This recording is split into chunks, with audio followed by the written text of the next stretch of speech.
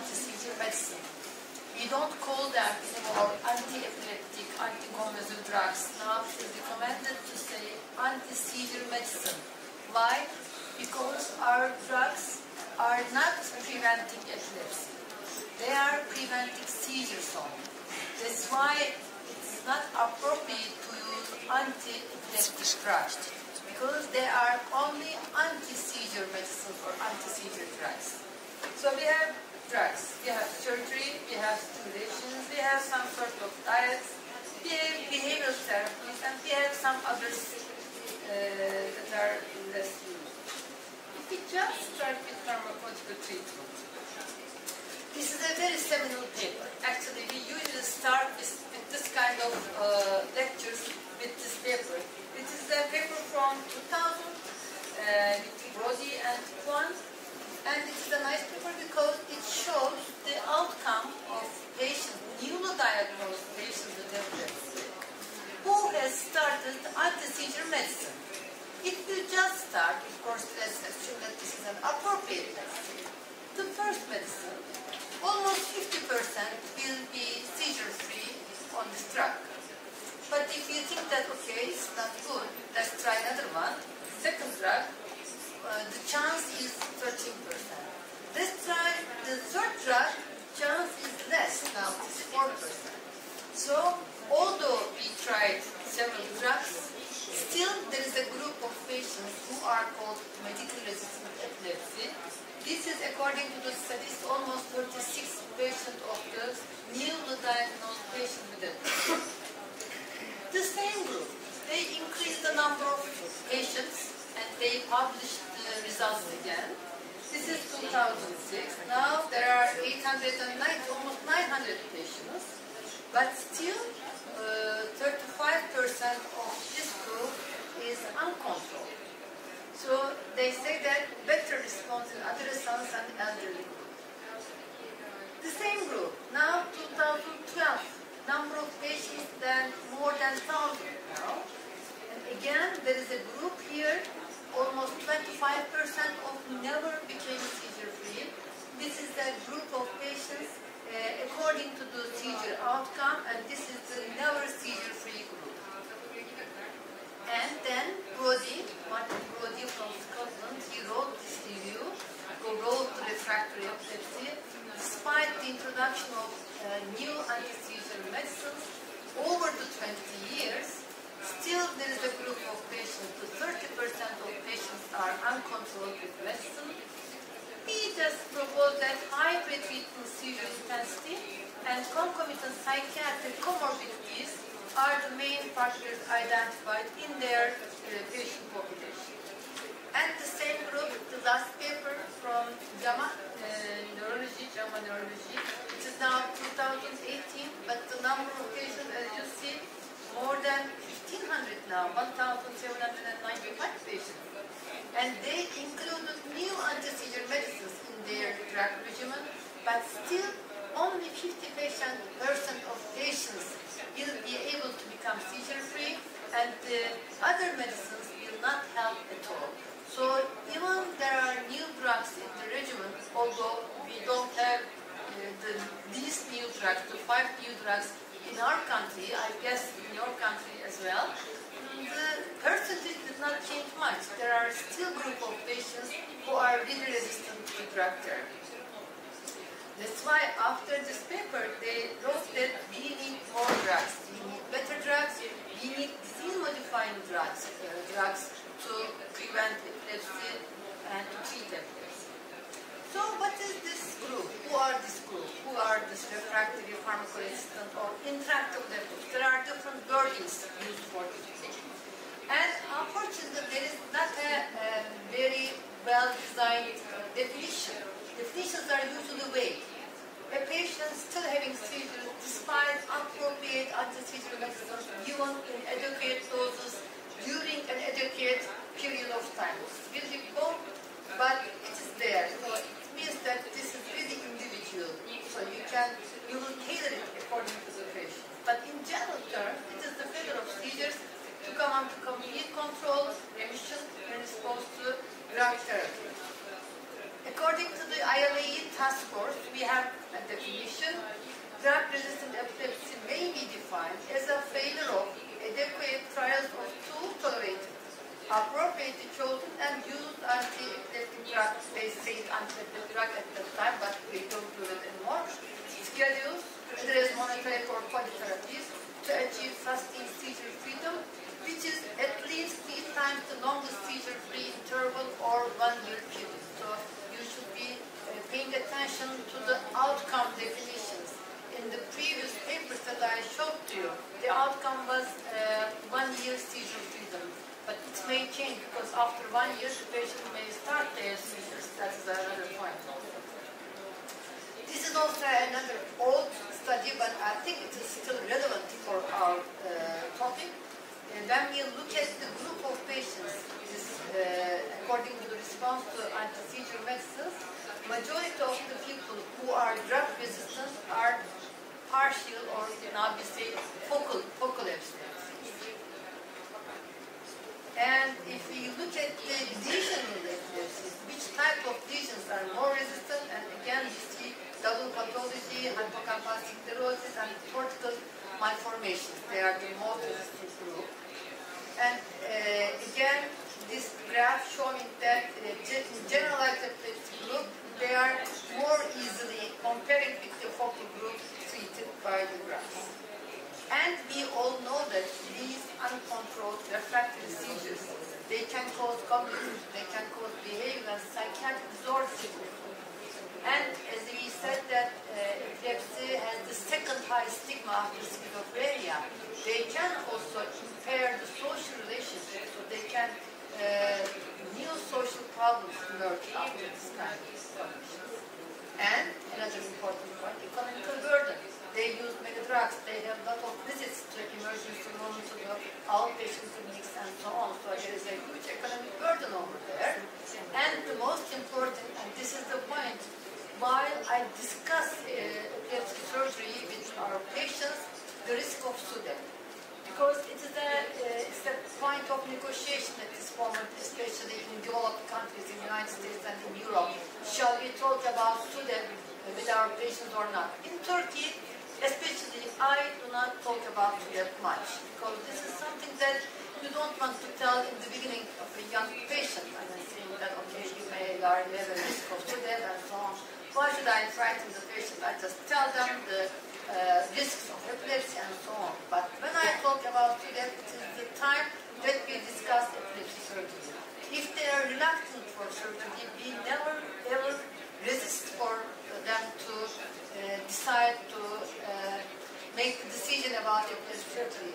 Then at that point, I tell them that you have a risk of Cigdem, which is sudden unexplained death in epilepsy, which is much higher in epilepsy surgery candidates. These are the figures from the scientific data. So this is a reality I must tell at that point, because yes, of course, there are risks for epilepsy surgery, this and Dr. Mustafa already told about it, but there is the risk of Cigdem on the other hand that you have to weigh when you are making your mind.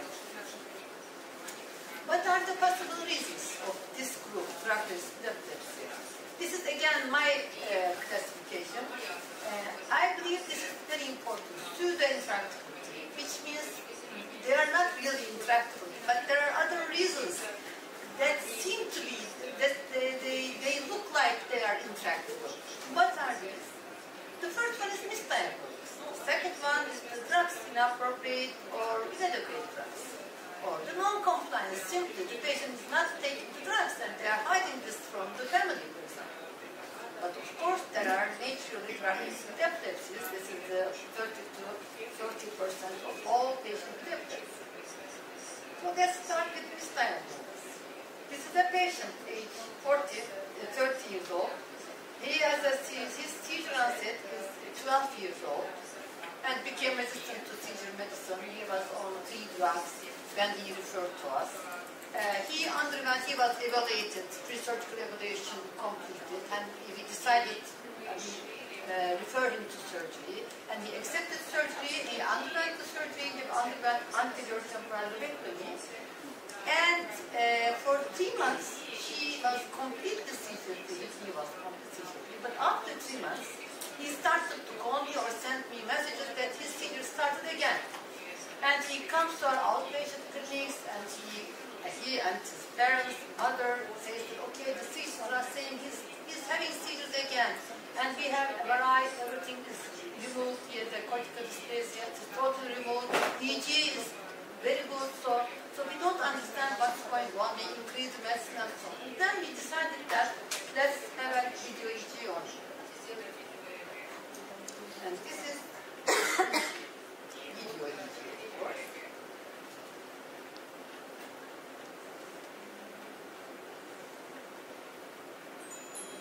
He's lying on the bed, he's awake. You can see the nice algorithm. He started to shake his both arms and at the same time warn his mother to push the button to call the technician. Technician arrives. There's some tonic and some movements continued. These are the pages. And these are his habitual seizures that they complain. The mothers insist that they are the same seizures with his previous EEG, before surgery, when I say. But when we check the EEG, it has nothing to do with his previous seizures. And by the way, during his seizures, we have EEG, and there is no any pictal activity. So EEG is totally normal in terms of epileptiform activity. There is no epileptiform activity, and EEG is normal. Then we understood that all of his seizures after surgery are totally psychogenic non-epileptic. He couldn't accept the normal life, and he continued to his life with seizures, kind of sick role, and then his seizures started again. But of course, they are not real seizures. So then we understood this, we referred him to psychiatry, and now he's doing much better with psychiatric therapy. So this is very important. We should be very careful about the psychogenic non-epileptic seizures. Even they may reappear, they may appear de novo after surgery. So misdiagnosis is important. This is another child, young boy, I would say, 15 years old. He has a history of generalized tonic-clonic seizures, which started right after he fell down a tree. He was picking something, some fruit, and he fell down, and he started to have seizures, and he was put in the intensive care unit. And in intensive care unit for 2 days, they could not stop his seizures, although he was on benzodiazepines, high dose of benzodiazepines. Then we decided to have a video EEG on him, and we saw that his seizures, especially starting when he was close with his father, and then when his father goes away, he was more calmer, so somebody is coming to him, he starts seizures start again. So again, his EEG was only movement artifacts and some fast and slow activities due to anti-seizure medicine loaded on him, but he doesn't have real epileptic seizures. Then we reviewed the patient's father again, we talked to him, and we learned that he fell down the tree, but he did not hit the head. He just fell down on his father, so there was not any head injury, there was no trauma, but people didn't take a good analysis from the patient or the father, so they immediately put him in intensive care unit, thinking that he had head trauma and he had stop-step epilepticus, which is not true. So even he was diagnosed to have stop-step epilepticus, refractory stop-step epilepticus, which is not true. This is pseudo-stop-step epilepticus. So this could happen. You should be very careful about this kind of misdiagnosis. The second condition, inappropriate or inadequate drugs. This is a young boy, 7 years old, seizure onset 4 years, and he was on 3 drugs, carbamazepine, valproic acid, and lamotrigine, and still having seizures. He has a normal MRI. Now look at his seizures and tell me what is it. Some eye blinking, turning the head to the right side, hand movements, automatisms. What do you think? Is it a seizure? If yes, what type of a seizure?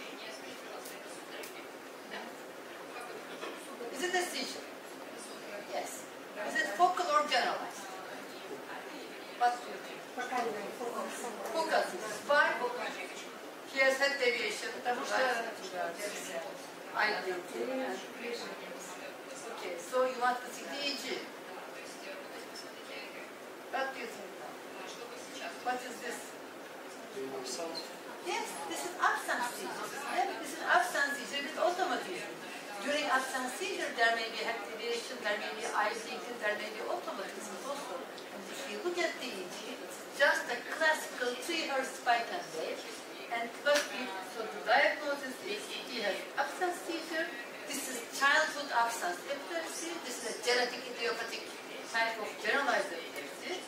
And he was on 3 drugs. We stopped lamotrigine and carbamazepine.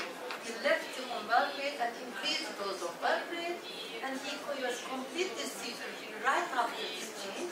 And after 3 years, because this is a self-limited epilepsy, you know, this is childhood absence epilepsy, it is self-limited, and it discontinues, kind of dissolves during adolescence. And after 2 years, he was completely seizure-free, and no any EEG activity, so the seizures, the drugs are discontinued, he turned to normal life, and we don't see him anymore. He's not our patient anymore. But this is totally not misdiagnosis of type of epilepsy.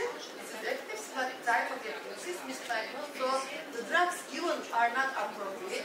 This is just absence, and then we need to give appropriate drugs for absence seizures. Lamotrigine is also appropriate, but carbamazepine may induce absence seizures. That's why he has so many absence seizures. Another patient. This is female now, 16 years old. Seizure onset 14 years. Her seizures precipitated by specialist sleep deprivation. They are usually generalized tonic-clonic, rare myoclonia. Probably it is myoclonic tonic. And she was given carbamazepine. But after she was given carbamazepine, her myoclonia increased. Neurologic examination is normal. And in the EEG, there are generalized polyspike and beta. MR also normal. What is your diagnosis? She got burst of carbamazepine. Juvenile myoclonia epilepsy. Exactly. This is GME. This is genetic idiopathic epilepsy. So what will you give to her? Instead of carbamazepine, what will you prefer? Which drug will you prefer?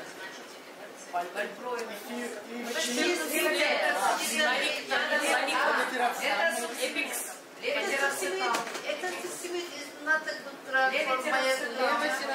That's what I did. I discontinued carbamazepine slowly. I started levetrestan and 1,000 milligram a day. And of course, we thought this is a young person, this is adolescent. They have to understand that sleep deprivation is not good for them.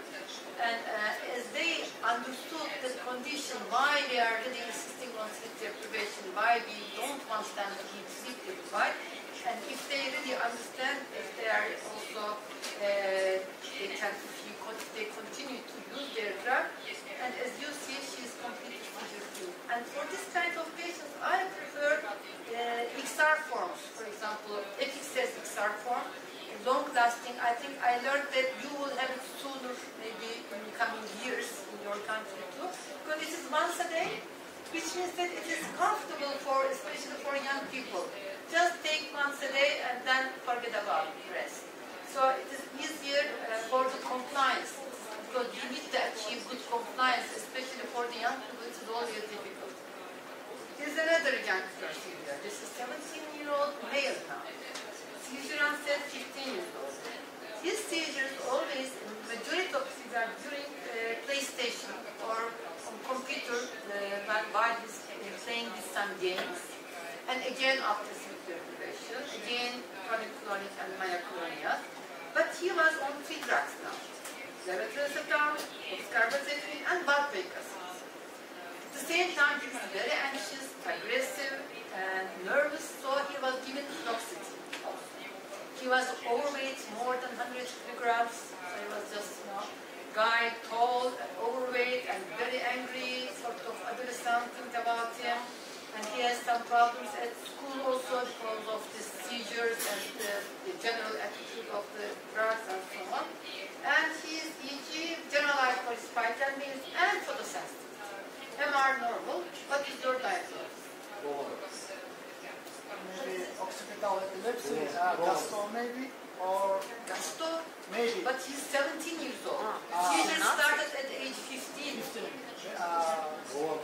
And this is generalized spike and the same as the previous one. Yes. This is photosensitive jamming. But he's on 3 drugs and still having seizures. What shall we do now? Let's do something for him. Actually, there is not only one way, of course. This is my way how to do it. Of course, you may find different ways, different drugs, and so on. But I know the outcome of what I did, so that I'm telling to you. But you may have some other ways to overcome this problem. What do you think? What shall we do? What do you want to do? He's on 3 drugs. He's overweight. OzkaraCerrahpasa. But he's already on OzkaraCerrahpasa. Decrease OzkaraCerrahpasa. Stop OzkaraCerrahpasa. But he's still having seizures. What shall we do with the seizures? He has myoclonia, he's like seizures.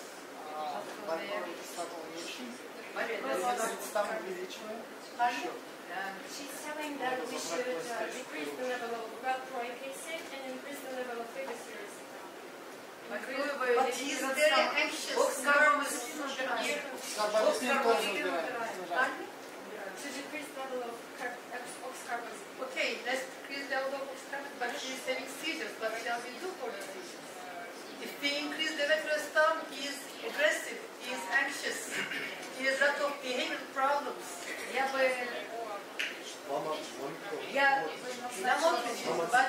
But he has myoclonia. Lamotrigine is a good choice for myoclonia. And he's also very quick. Maybe we should add clonazepam. Clonazepam. Little dosage. But he has also generalized tonic-clonic seizures, not only myoclonias. So we need to find something else for myoclonias, for generalized tonic-clonic seizures, for his overweight, for his anxious behavior. Just let me tell you what I did. I discontinued all of that, 3 of them. And I started zolizumab, 200 milligrams a day.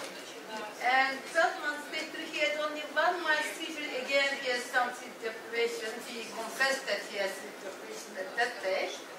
But otherwise, he was completely normal. He lost 20 kilograms because of zolizumab, because it really decreases the appetite.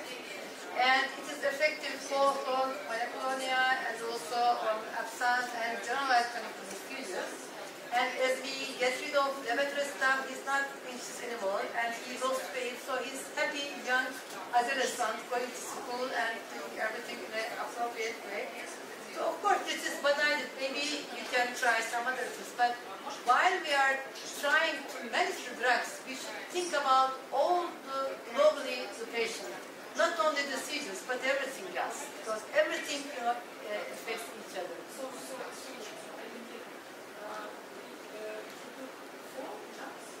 No, we decreased. Yeah, of course. For a while, yes, because I added zolizumab once a day for 2 months, and then for 2 weeks, and then after 2 weeks, I made it twice a day.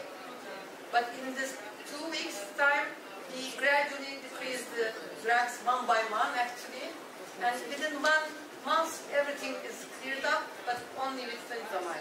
The most important point for this kind of patients, this is an adolescent who doesn't listen to anybody.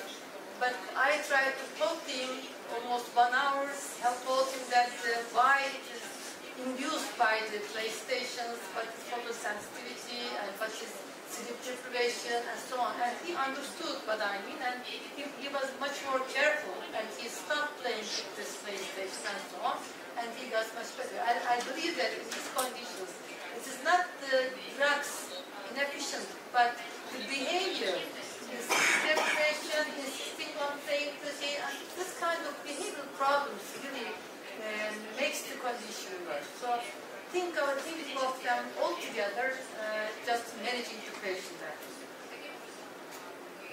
So the non-compliance, he was also maybe could be a good example for this. I mean, especially patients like him, young people do not like taking the drugs regularly, so they are usually non-compliant, and they hide this from the physician and from the parents also.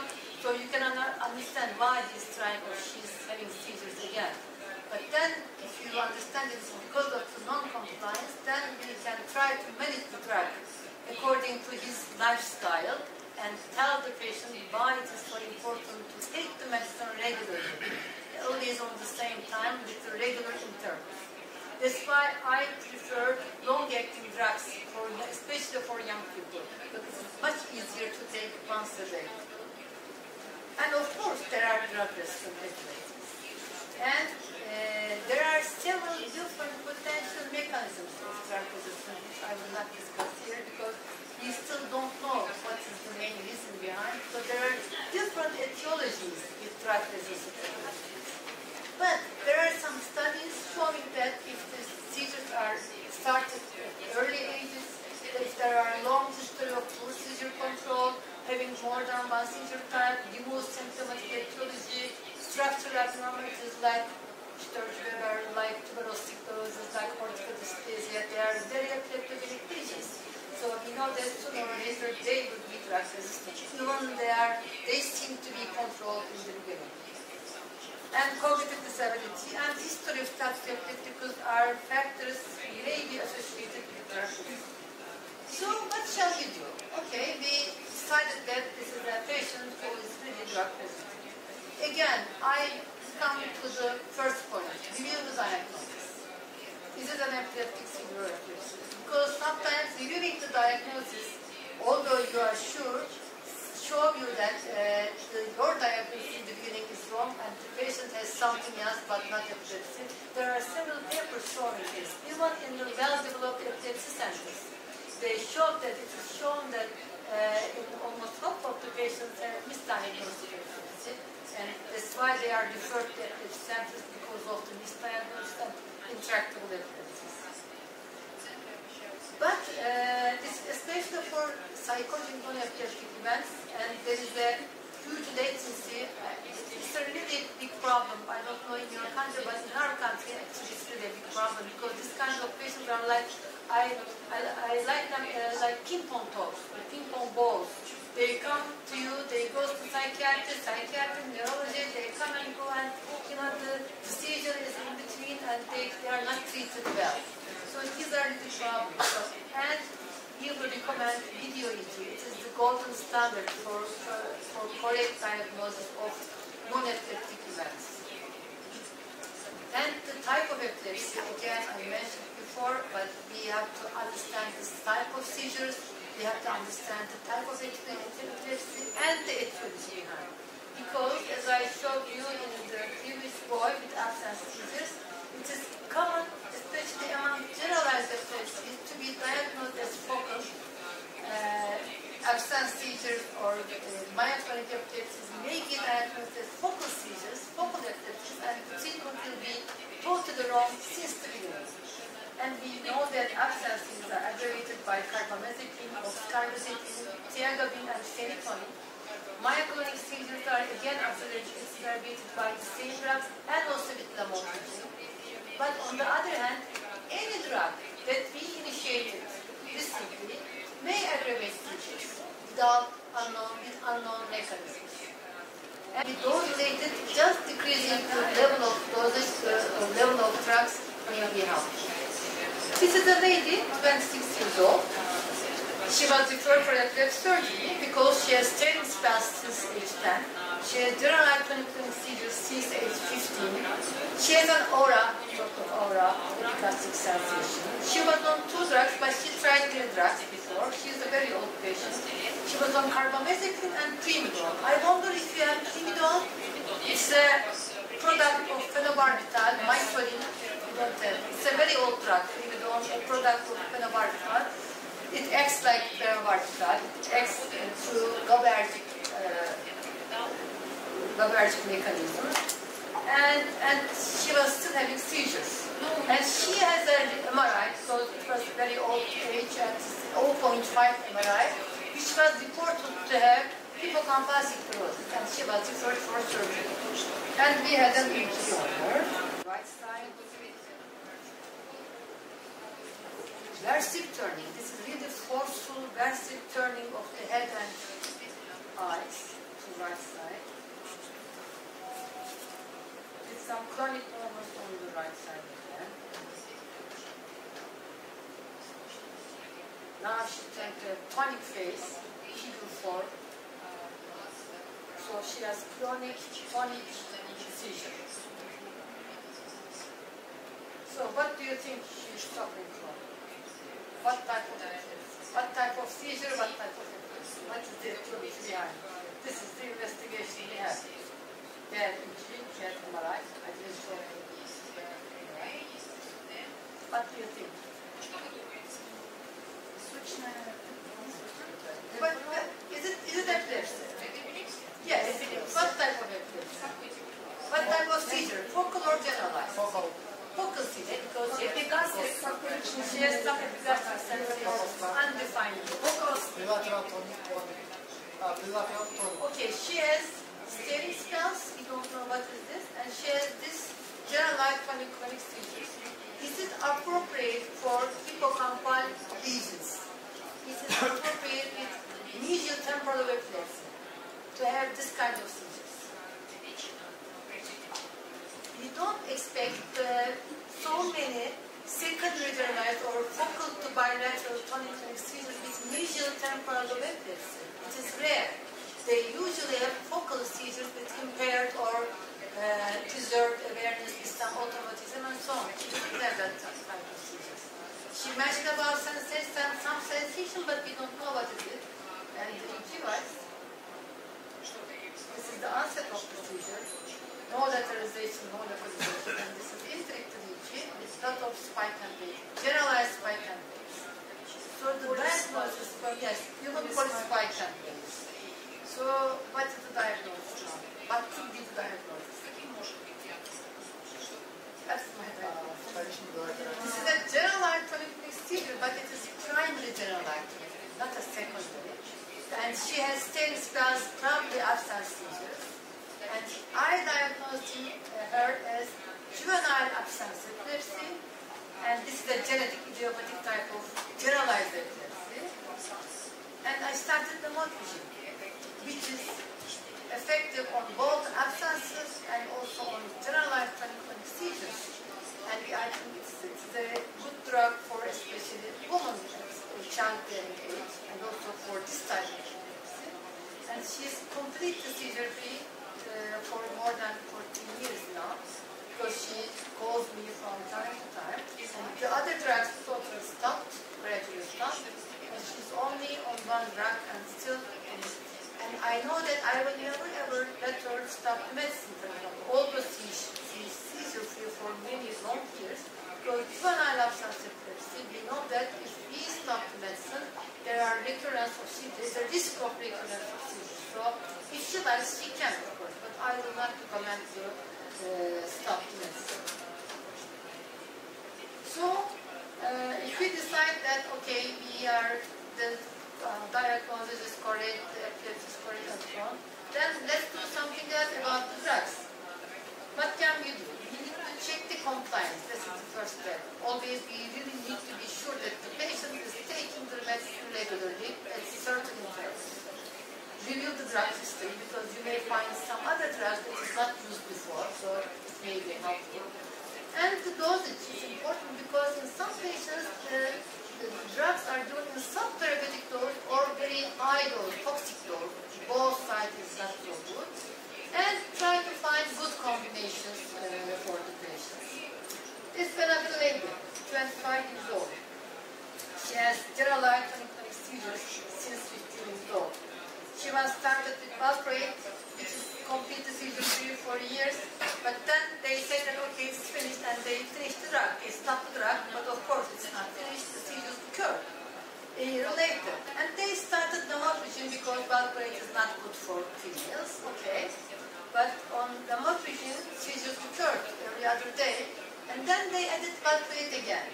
But after adding just one dose of 500 milligrams of valproate, she started the ataxia, movement of eyeballs, blurring vision. She came like she couldn't walk. I mean, she was walking only with help. So what to do? What's the condition? What's wrong with her? What happened to her? What do you think? She was good on valproic acid, but then stopped the drug. Then seizures returned. They started the lamotrigine, but seizures continued. They added valproic acid, then she had some kind of signs. What happened? What do you think? What happened to her?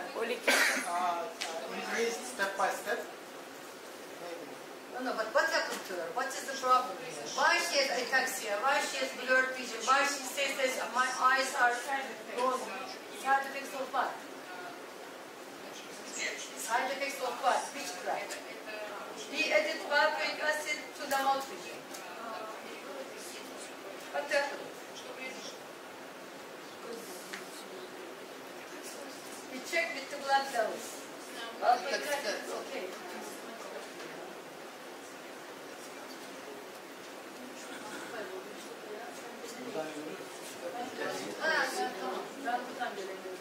Yes, we check the blood level. You see the lamotrigine is high. It's more than expected. So what happened? This is valproic acid which inhibits the lamotrigine metabolism. That's why the blood levels of the lamotrigine increase. And this is neurotoxic effects of the lamotrigine. This is a well-known neurotoxic side effect. Ataxia, blurred vision. They say that my eyes are moving. You saw nystagmoid movements if you just examine the patient with ataxia. So what I did, I decreased and gradually decreased and stopped both valproic acid and lamotrigine because I don't want her to continue with valproic acid because she's a young female. And we added levetrestan, which worked very well, 1,000 milligrams, just once a day. And just 1 month later, she turned totally normal neurologically. She was just walking, no problem, and she was completely seizure-free at that time. And then I continued to follow her without any seizures, and she was happy with the drug, no side effects, and no any more seizures. So this is an example of side effects due to drug interactions. This could happen especially with valproic acid and lamotrigine when you combine these two drugs. So we should be careful about the side effects. This is a neurotoxic side effect. But this also shows us that more drugs does not mean better seizure control. Sometimes reducing the dosage and number of drugs will be helpful. And we need rational polytherapy, which means that we need to consider the side effects.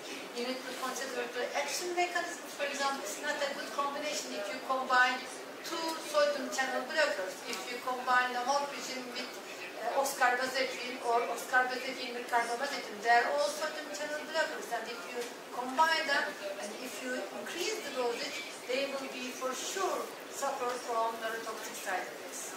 And there is not shown any additive good effect. So it's good, it's more rational to combine anti-seizure medicines which have different action mechanisms. Levetrestan with all of them, because it has a totally different mechanism. Sodium channel blocker with a levetrestan, sodium channel blocker with a gabapentin, and so on. So it's important to find out the good combination. And also, that is also recommended maybe, considering benzodiazepines. I know that we have benzodiazepines, diazepam, but there is also rectal-diazepam, buccal-midazolam available, not in my country, but we can prescribe with a special prescription. You heard about buccal-midazolam? You heard about buccal or intranasal midazolam? And rectal-diazepam, especially if there are patients who has clusters of seizures at home. So easily they can use this medicine from rectal or from nasal or from buccal, which may suppress the seizures at home, which is easier, which is more comfortable. Or for patients with catamenial seizures. whose seizures during menstruation period. I prescribe clobazam, which is again benzodiazepine. This is Paros, benzodiazepine, but you can use it intermittently. They can use it during menstruation period. Use during the period and then stop, then start again during the period. So it is intermittent using of clobazam for catamenial seizures. This can be recommended.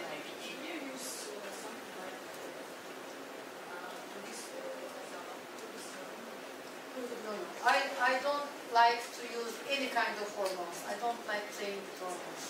There are, I know in States especially, they give some progesterone drugs, some patches and so on, but they suppress the menstruation. But I don't like playing with the hormones. That's not my style. Yeah, it is a way, but I can't do that. I don't like it.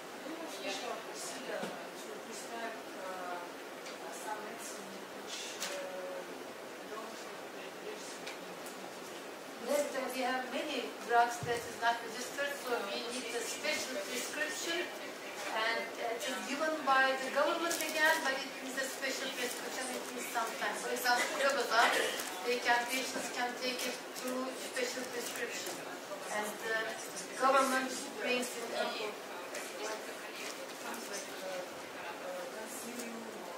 Вопрос о том, назначают ли препараты, которых нет в формуляре, какая процедура для назначения препаратов в Турции, которых нет в регламенте. Если у вас какой-то консилиум, договариваться, как Only one doctor can prescribe. You don't need a group of doctors. Not a group of just one drug, one neurologist, who is prescribing it. So we don't need a group. And also considering the psychosis, that's also important because we know that especially anti-seizure drugs have negative effects on cognition and behavior. So there are several papers and also we see from our patients drug-induced depression, drug-induced psychosis may happen. So we should be very careful, and especially certain drugs, that here is the list of the drugs that I may. Here is the vigabatrin, the most common drug who really induces depression, and also dopamine. These are GABAergic drugs really, and topiramate also, and levetiracetam also, tonisamide to some extent, paramphenol, and these are the others. But other than all drugs really are not that harmful except for barbiturates.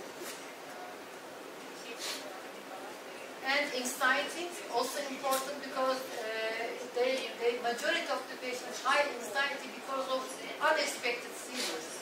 But in some patients, it is augmented with anti-seizure medicine. Especially levetiracetam again, it really induces anxiety. And sometimes lamotrigine and paramphenol is a new drug. And this is induction. And sometimes withdrawal of one drug may induce anxiety, like GABAergic drugs like valproate, barbiturates also, and benzodiazepines. And stopping them may induce anxiety. And again, we should be careful about drug-drug interactions. They may also destabilize the antidepressant treatment. And for epilepsy surgery, in some patients right after surgery, about 30% of patients, in the first year, first 12 months, they may have anxiety because they feel anxious and that they may have recurrent seizures, although they have surgery. This is common. And psychotic disorder is not as common as depressive disorder, but it is there too. So they need special treatment. They are treated by antidepressant drugs, but we should be careful if it is not drug-induced disorder, because in 1 every 7 patients it is drug-induced psychiatric disorders. Here is another patient. He's a young boy. He has seizures infancy. I will show his EEG MRI, post-SEIZURES. He has a very frequent seizures, asymmetric tonic seizures. He was on 2 drugs, but he tried several, Cigdem, and this is a kind of phenobarbital I told you, and gigabatrin. And he was so aggressive, and he was prescribed chlorpromazine, but still he was very aggressive. He came into the room, he hit my nurse, and he was hitting everybody, something like that. Nobody can touch him at that moment. And he was like that at home too. That was his EG, as you see, it's generalized, which is more prominent on the left side, polyspikant waves. These are epileptic encephalopathy with a lot of seizures, with such a serious, severe EG. And MRI, this is the post-natal ischemia. What should we know? This is a candidate for surgery. What do you think? What shall we do with it? C candidate, shall we operate? If anybody says yes, we will touch him to take to the surgery. He was so aggressive. And we want ictal EG. It's not possible because nobody can let him in the EG lab. Nobody can manage him. What to do? What do you recommend him? We should say something else. He's in our outpatient clinic. What will you do with him? This is a focal seizure for sure. The focal lesion. It's generalized but with focal features. You see, on the left side it's more prominent.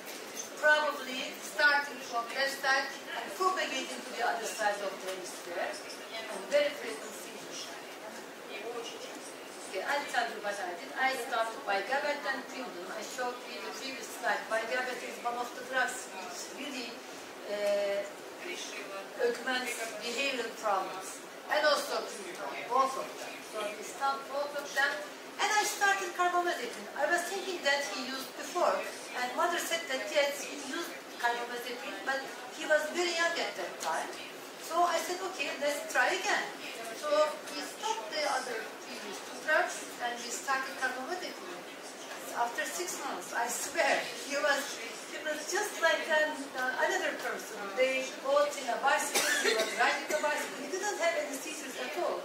Although he's a good candidate, I'm sure that he would, for sure, start their seizures because we know that the lesion is there and it will start maybe a honeymoon after carbamazepine. But at least now it gives us opportunity to investigate more. We can ask for MRI, we can ask for EG and so on. At least we can prepare him for surgery if they want, of course.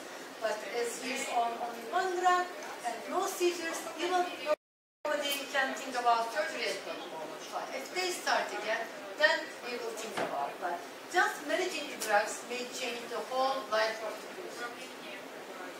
So we should check the lifestyle, avoid sleep depression, considering sleep disturbances, especially adult patients, sleep apnea, POSAS, as all you know, it is very important now. We know that it is a kind of disease which gives rise to a lot of vascular problems, sudden deaths, myocardial infections, and also it may induce epileptic seizures because of the bad quality of sleep. So it is important to get rid of this kind of sleep disturbances and avoid heavy work, avoid presbyterians, of course, and I believe that stress management is also important than possible. But still we have these kind of patients with this etiology who are really drug resistant and we should do something else. So if they are really generalized epilepsies, generalized seizures, they are not candidates for resective surgery, but there may be some palliative surgery like optical lobotomy, or we can rearrange their drugs, or we can use neuromodulation like we have VNS, we have VNS too, but there are others, DBS, RNS, we don't have them, but in the States and America and Europe they have. Or ketogenic diet may be used. This is a focal epilepsy, and if there is a lesion really responsible, then we should not wait for resective surgery. But if it is multifocal or not appropriate for surgery, then think about VNS, ketogenic diet, and etc. And etiology. I mean, we should really rely on etiology because now, as I mentioned in my first talk, there are many new genetics identified, especially in childhood epilepsies. And as you see here, if you can identify different type of, for example, sodium channel 1A, avoid phenytoin and lamotrigine. But if it is sodium channel 2A, high dose of phenytoin. If it is sodium channel 8A, high dose of phenytoin. If it is A1 ketogenic diet, you see, or type 1 weakness, you see. I mean, whenever we find new type of channel problem disorder, we may indicate some new treatment according to the causative reason behind. And if it is metabolic, let's not forget about GLUT1 deficiency, which is really responsive to ketogenic diet. And autoimmune encephalitis, we see it more and more frequent. I don't know how it is in your country, but whenever we see a patient with seizures, with cognitive problems, with psychiatric problems, and without any reason behind, also there are some criteria for the diagnosis. But if you, first of all, you have to suspect about this diagnosis, autoimmune encephalitis, then you investigate the patient, and if you prove that this is autoimmune encephalitis-related epilepsy, then immunomodulatory treatment is life-saving, curative treatment. This is very important to diagnose correctly. And we have other options, stimulations. We have extracranial, which is VNS. We don't have TNS actually, but it's not available really. But VNS is available and used. And there are intracranial, which is not available yet in our country. And there is diet, as I mentioned, and some behavioral treatment, and some alternative treatment that I don't know, so I don't comment really. So as a summary, we should re-evaluate the diagnosis of medically treated resistant cases. We should re-evaluate the therapy, drug therapy. We should consider the cognitive and psychological status, and considering the surgery at the appropriate as soon as possible, not losing precious time. Other treatment options we have, we can consider those, and let's engage and motivate the patients and the family. Okay, thank you for your attention.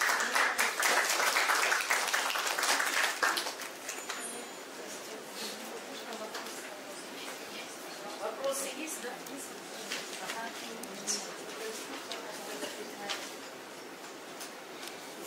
Спасибо за лекцию. У меня вот такой вопрос. Вот ребенок, допустим, до 5 лет, впервые приступы судорог, длительные до 15 минут. Надо ли в такой ситуации назначать сразу противосудорожный препарат?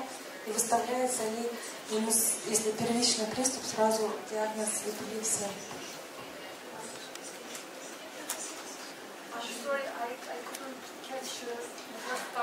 Вот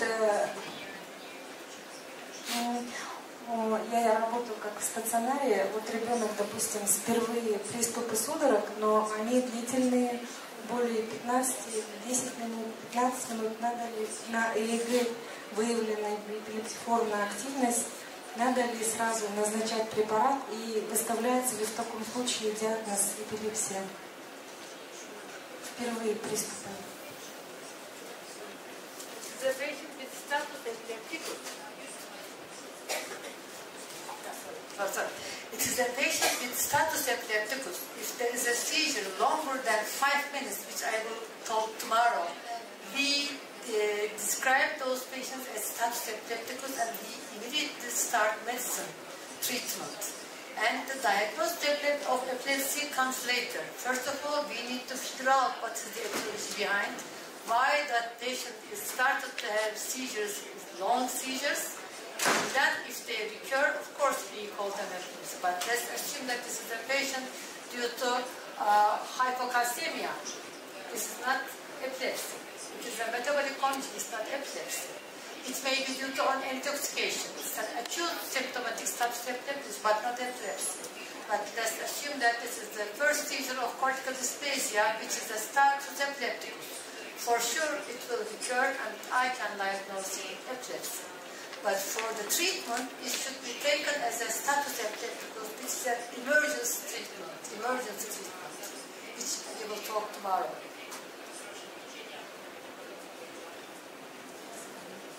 Еще один вопрос. Вот гормоны, когда назначать можно? Вот, в педиатрической практике гормоны назначаются вообще, если нет пик волновой, спайк волновой активности на ЭЭГ. Мы имеем право вообще гормоны назначать, если без спайковой активности на ЭЭГ.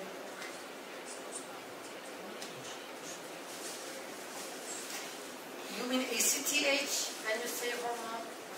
When you say hormone, do you mean ACTH? What type of hormones? Is it cortisone, ACTH? Да. Метилпреднизолон. Метипред.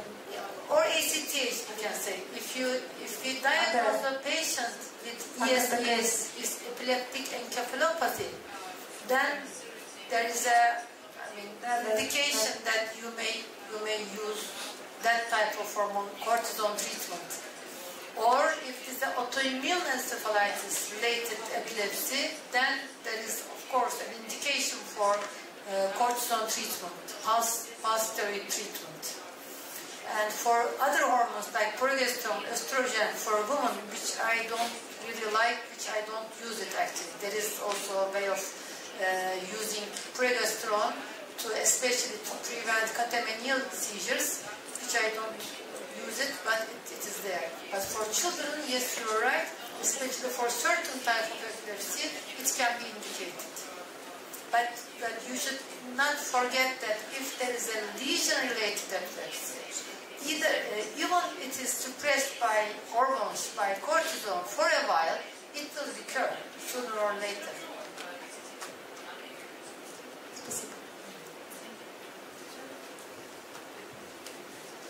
Спасибо, профессор.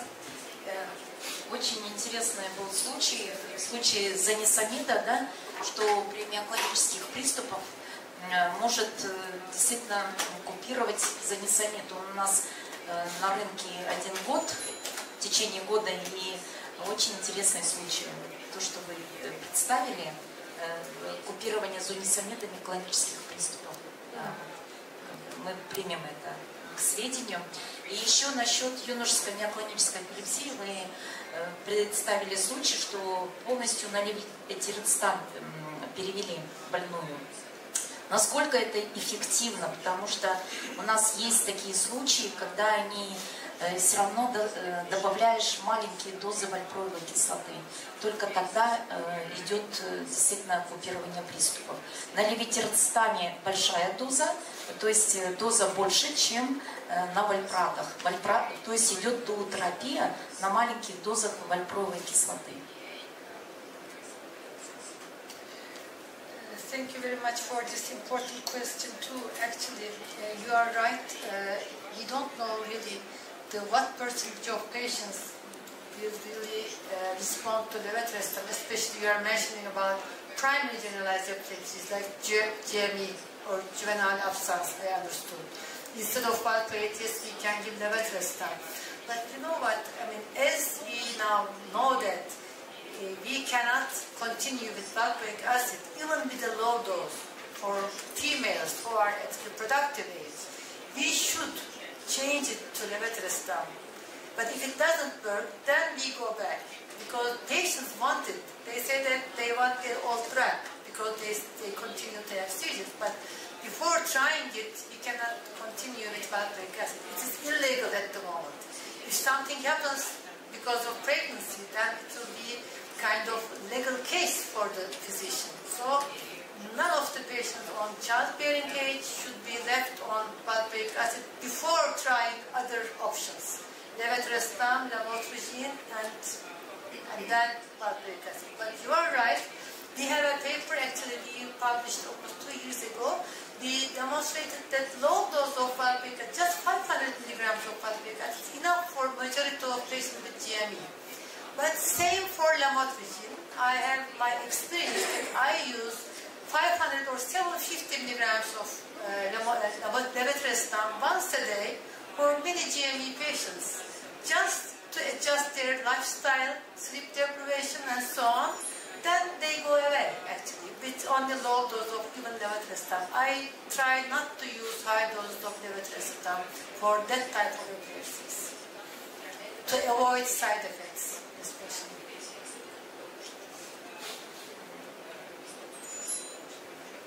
Спасибо большое. Еще вопрос. Ну, не помогать, да? Насколько эффективно применение препарата, это суксимидового ряда, это суксимид и сультиам, асполот. Можно ли их применять при данной форме эпилепсии? Ethosuximide is efficient. Суксимид. Pardon me? Succinid? I don't know that. Это суксимид. Ethosuximide is efficient, effective on absence seizures, not generalized tonic-clonic seizures, not myoclonic seizures. It is mainly effective on absence seizures or some epileptic encephalopathies with valproate and clobazam together, good combination. But otherwise, ethosuximide is not used for GME. You may use it for juvenile absence epilepsy because there are absence seizures there, but again, you need another drug for generalized tonic-clonic seizures. It will not be effective on generalized tonic-clonic seizures. So ethosuximide is not the good drug, the first drug for this kind of epilepsies. If they have only abscences, then you can use it for like childhood absence epilepsies, because they have usually only abscences, but not. При абсценсах он хорошо помогает. При абсценсах он хорошо помогает. But not with the others. Not with the others. Спасибо. Ну, наверное, отпустим профессора.